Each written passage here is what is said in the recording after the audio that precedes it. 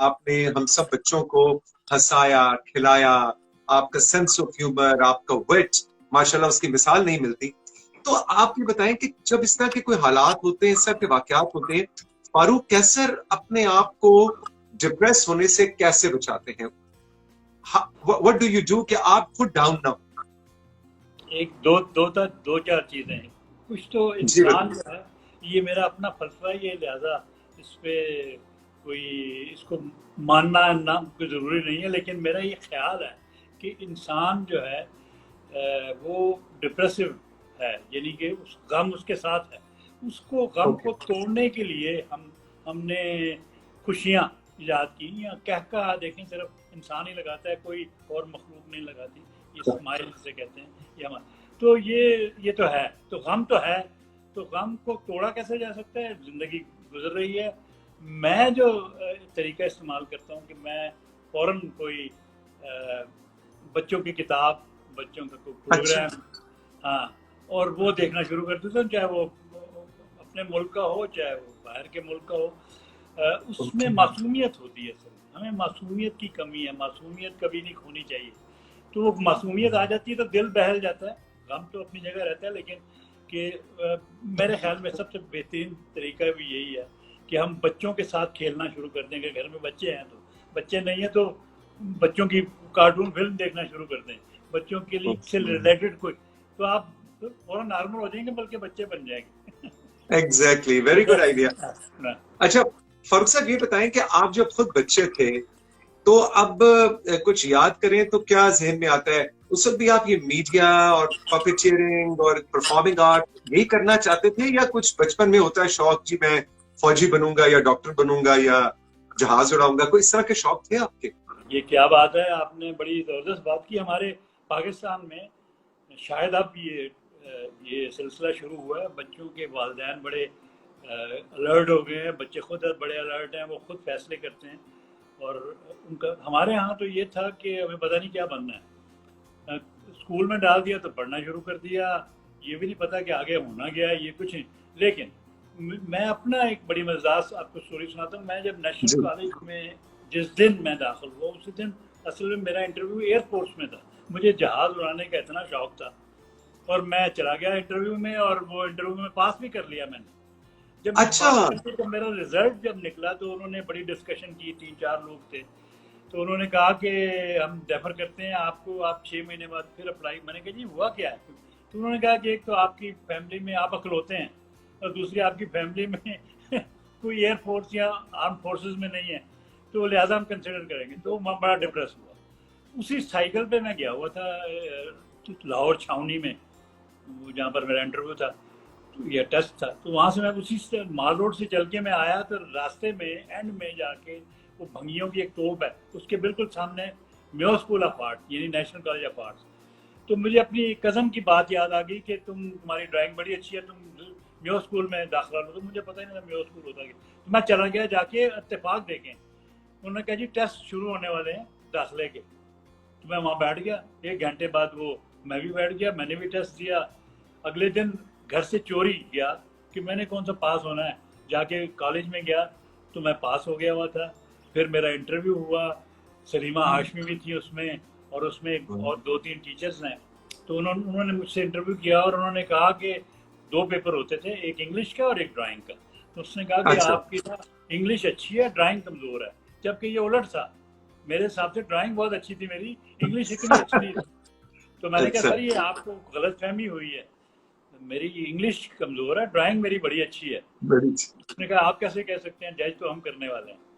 तो मैं चुप कर गया। मुझे बाद में मेरे अब्दुलरहमान हमारे टीचर थे, उन्होंने कहा था कि हमने छेड़ने के लिए तुम्हें कहा था, लेकिन तुम्हारी हाँ। बोल्ड हमें अच्छी लगी कि तुम क्या, वरना तो जो हमने कहना था तुमने वही कहना था। मुझे एडमिशन मिल गया, लेकिन घर में मैंने नहीं बताया, क्योंकि घर में क्या बताता घर वालों को। तो मैं वो डॉक्टर इंजीनियर जो हमारे यहाँ होता है, उन्होंने एयरफोर्स के लिए भेजा था तो आर्टिस्ट बने। तो फिर उसके बाद प्रॉब्लम शुरू हुई कि उसकी फीस कैसे देनी है, क्या करना है, कितना करना है। फिर वो हमने प्राइवेट काम किया उस एज में, और डिज़ाइनिंग का काम किया। और 1 साल के बाद घर वालों को पता चला कि हम नेशनल कॉलेज में हमने एडमिशन लिया हुआ है, क्योंकि मेरा और स्कॉलरशिप एक लगी। साल आप छुप के पढ़ते एक रहे? साल के बाद मेरा स्कॉलरशिप लगा, तो उस खुशी में मैंने घर में बताया और मेरी फीस जो है वो खत्म हो गई। और ये हमारे यहाँ पाकिस्तान। अच्छा, फिर आप ये आ जाते हैं कि इस शोबे में कैसे आया। टॉप किया अपने कॉलेज से, गोल्ड मेडल लिया 71 और जंग छिड़ी हुई है इंडिया पाकिस्तान की। तो और कहीं नौकरी नहीं है, क्योंकि जंग में कहाँ नौकरियां हैं। तो हम घर वाले रोज तंग करते थे कि तुम टॉप किया हुआ है, गोल्ड मेडल, तो कहाँ नौकरी हो जो तुम कहते थे। तो हालांकि सिलेक्शन वो आ जाते थे, सिलेक्ट कर लेते थे, जजेस होते थे उन्हीं में से। तो हम जानबूझ के कॉलेज जाना, वहाँ टेबल टेनिस खेलना और शाम को घर आके झूठ बोल देना कि जी फलां जगह गए थे, वहाँ इंटरव्यू दे के आए, दुआ करें हो जाए। तो एक दिन खेल रहे थे, सलीमा हाशमी वहां से गुजरी। तो अच्छा, तुम तो पास करके हुए, तो तुम यहाँ क्या करते हो। तो मैंने कहा जी घर किस मुंह से जाए। वो कहते हैं नौकरी नहीं। वो चली गई हंसती हुई, फिर वापस आई, कहने टीवी में काम करोगे। यकीन करें तौसीक, हमारे घर में टीवी नहीं था। तो मैंने कहा जी कहीं भी आर्ट्स का काम कहीं भी करवा ले, हम करेंगे। तो आ जाते हैं कि इस शोबे में कैसे आया।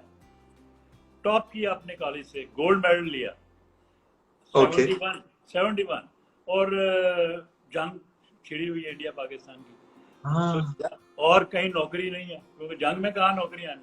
तो हम घर वाले रोज तंग करते थे कि तुम टॉप किया हुआ है, गोल्ड मेडल, तो कहाँ नौकरी हो जो तुम कहते थे।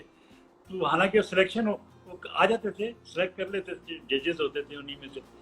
तो हम जानबूझ के कॉलेज जाना, वहाँ टेबल टेनिस खेलना और शाम को घर आके झूठ बोल देना कि जी फलां जगह गए थे, वहाँ इंटरव्यू दे के आए, दुआ करें हो जाए। तो एक दिन खेल रहे थे, सलीमा हाशमी वहां से गुजरी। तो अच्छा, तुम तो पास करके हुए, तो तुम यहाँ क्या करते हो। तो मैंने कहा जी घर किस मुंह से जाए। वो कहते हैं नौकरी नहीं।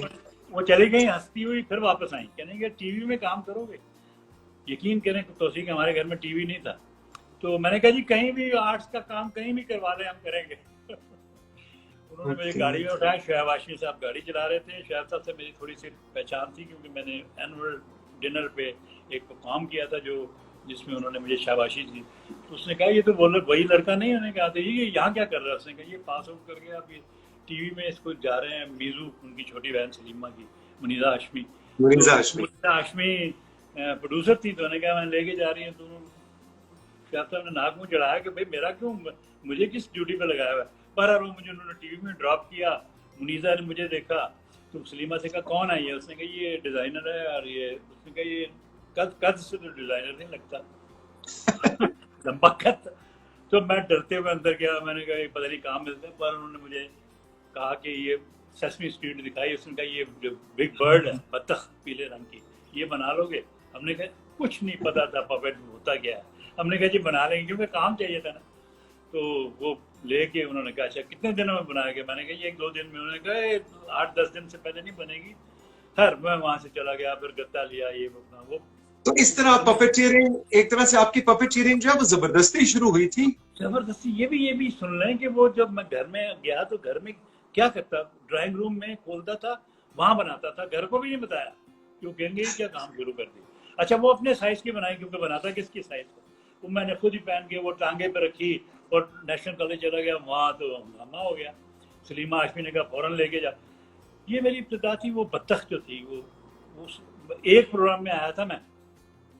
तो एक प्रोग्राम वो इतना चला, वो पूरा 1 साल चला। और बत्तख मशहूर हो। पहला, याद रखें, पहला पीटीवी का प्रोग्राम था जिसको इंटरनेशनल प्राइज मिला। जी बिल्कुल बिल्कुल। ये वो बत्तख थी जो आज तक अंडे दे रही है। तो ये मैं देखें इस तरह आता। लेकिन मुझे यकीन किस बात का कि जो काम आप करें वो खुलूस से करें, नेक नियति से करें, सच्चेपन से करें। ये भूल जाए कि उसमें कामयाबी होती है कि नहीं, वो तो उसने देनी है अल्लाह ने। तो आपको कामयाबी जरूर, ये मेरा एक्सपीरियंस मुझे बताता है कि कामयाबी जरूर मिलती है अगर आपकी नीयत के दिल से आप पुरखुलूस हो उस काम के साथ। आप वफा करें, क्योंकि काम is not a dead thing. काम जो है वो जिंदा चीज है। जितना अच्छा करेंगे वो उतना अच्छा रिस्पांस देता है आपको। एग्जैक्ट। अच्छा फारूक साहब ये बताएं, एक सवाल मेरे ज़हन में भी और आपके एक फैन ने भी इससे मिलता जुलती बात पूछी है कि भाई अंकल सरगम और मासी मुसीबतें, इनमें से बड़ा कौन है, छोटा कौन? इसमें से बड़ा तो सरगम ही है। ओके। क्योंकि वो पहले बना हुआ है। पहले क्रिएट। कौन से ईयर में बना था अंकल सरगम का ईयर? सरगम अकेला होता था क्योंकि मैं ही मैनिपुलेट कर सकता था। तो मैंने वो हाँ। बनाया क्यों बनाया, ये भी बड़ी कैसर फारूक ने कहा कि प्रोग्राम शुरू करना है तो पपेट बनाओ। पपेट अब बतख तो बनाई हुई थी, तो ये पपेट बनाया, तो इसको ना किसको बनाऊं। तो मेरे एक टीचर थे रोमानिया में, मुझे पढ़ाते थे, बहुत कमाल आदमी, मिस्टर मोलनार। उनकी शक्ल में ये बिल्कुल सरगम वैसे ही, आवाज़ भी तकरीबन। तो मैंने उनकी शक्ल बनाई, फिर उनको तस्वीर भेजी। उन्होंने कहा ये क्या काम शुरू कर दिया। मैंने कहा था ये आर्ट का काम है, ये भी मिलता जुलता है। मैं ग्राफिक आर्ट्स में मास्टर करके आया था। तो मैंने कहा ये भी वही है, तो फला फला फला। तो वो जो सरगम था अकेला मैं चलाने वाला होता था। फिर क्या किया जाए, बच्चों को इकट्ठा किया, अच्छा जुराबें बना दी उनके हाथों में, ये सरगम है, इससे प्रोफेसर सरगम, मेरा प्रोफेसर था। तो टीवी ने कहा नहीं प्रोफेसर अच्छा नहीं लगता एजुकेशनल के, तो फिर उसको अंकल किया। तो सरगम और 7 सुरें हैं उसकी, 7 जुराबें।